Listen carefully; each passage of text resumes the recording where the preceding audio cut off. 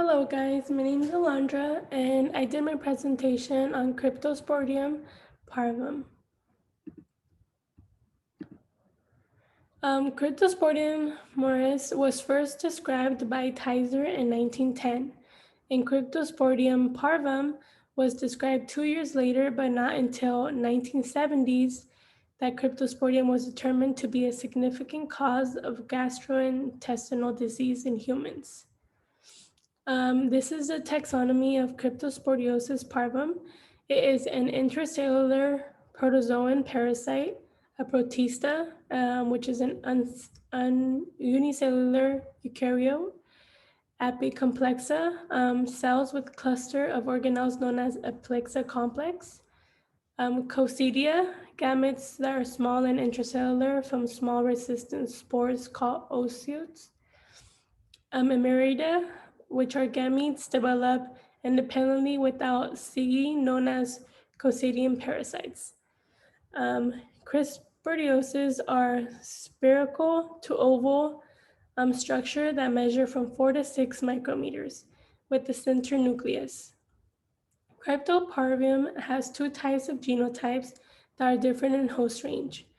The Cryptosporidium can also infect mammals, reptiles, and fish, but humans are the most infected species by the parasites Cryptosporidium hominis and Cryptosporidium parvum, which causes most of the infections.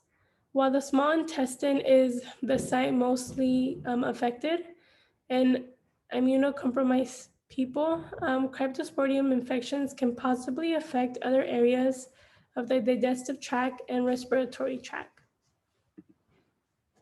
For the morphology, as you see here, the parasite has 3 stages: the merons, gametes, and oocytes. For the endogenous stages, there is tiny basophilic bodies in which they attach to the surface of the epithelial cells. And for the exogenous oocytes, they are ovid, bright, and contain 4 sporocytes. The first genotype is transmitted from person to person, and the second genotype mostly affects animals. From what you see here, this bacterium right here is capable of completing asexual and sexual phages in a single host. Once crypto gets to the site to infect, they get to a second stage where the gametes are formed and they are fertilized. Once the oocytes mature in the gut, they are no longer infective once they are defecated from the host. Habitat. Cryptosporidium can be found in feces, contaminated soil, recreational water like lakes, water parks, and even treated water. Also in uncooked meat or poorly cooked meat worldwide. Also, crypto is more commonly found in rural and urban areas. Worldwide cases. In this map, we can see the major cases of cryptosporidiosis reported in different countries in the world between 1984 and 2013. The waterborne outbreaks have a star as a symbol, and the ones with the black dots represent the foodborne outbreak cases. The yellow color in the map represent the presence of cryptosporidios in the countries, and the white color represent that there was no cases at the time of study. Crazy fact I learned is that even though cryptosporidios is common worldwide, there's about 748,000 cases a year in the United States alone. A year. There was a Milwaukee case which was pretty interesting. In 1993, there was an outbreak in Milwaukee, which affected about 403,000 people and resulted in death of several immunocompromised patients and illness in other people that were previously healthy. There was a contamination of public water supply due to the increase and to the decrease of the purity of the source of water. Their filtration was ineffective. Also, there was zoonotic transmission from cattle and sheep to humans. Transmission. Millions of cryptoparasites can be released in a bowel movement from an infected human or animal. Sounds gross, that right? Imagine all those parasites in your body.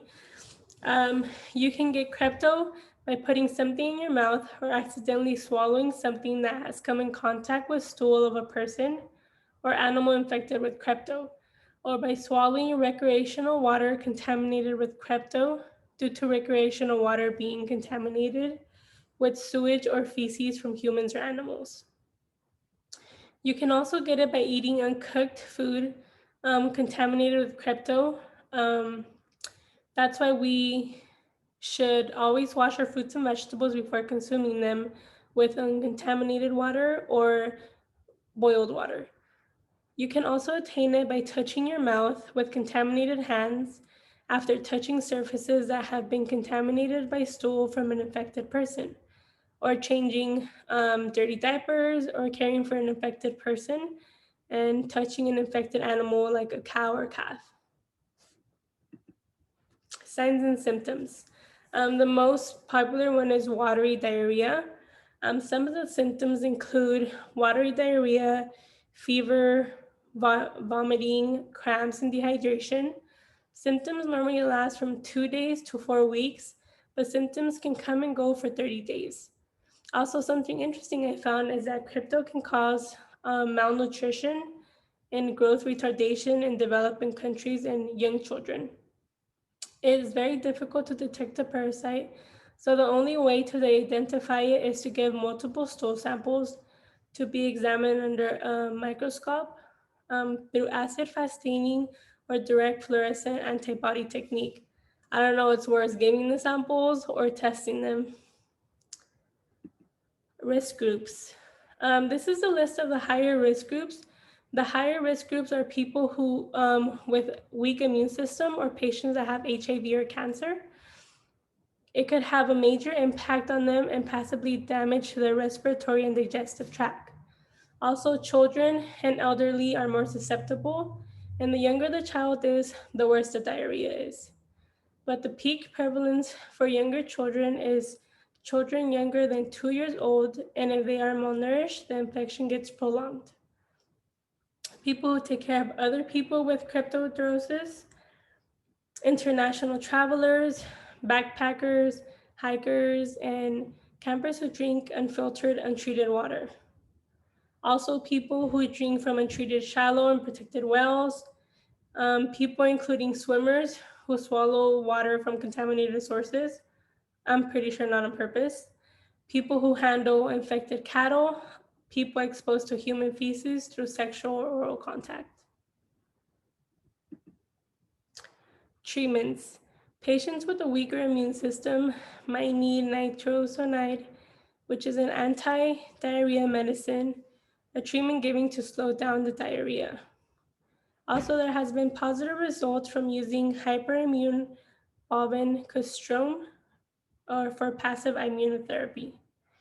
People with healthy immune systems normally recover without symptoms, since diarrhea can be managed by drinking lots of fluid to prevent dehydration, also electrolytes, so water or Gatorade or something in that area. One way to prevent cryptosporidium is by isolating infected individuals, practicing good hygiene, and disinfecting areas. Prevention. To prevent crypto, you pretty much have to have good hygiene, like washing your hands constantly and disinfecting commonly used areas like restrooms, stores, kitchens, anything you touch before you eat or cook or something. Wash all your fruits and vegetables before consuming them, and cook all your meat correctly, and drink clean water. If you're not sure if it's clean, just make sure and boil it. It should be fine. And these are my sources, and that's my presentation. Thank you for watching, and I hope you guys learned something. Have a good day.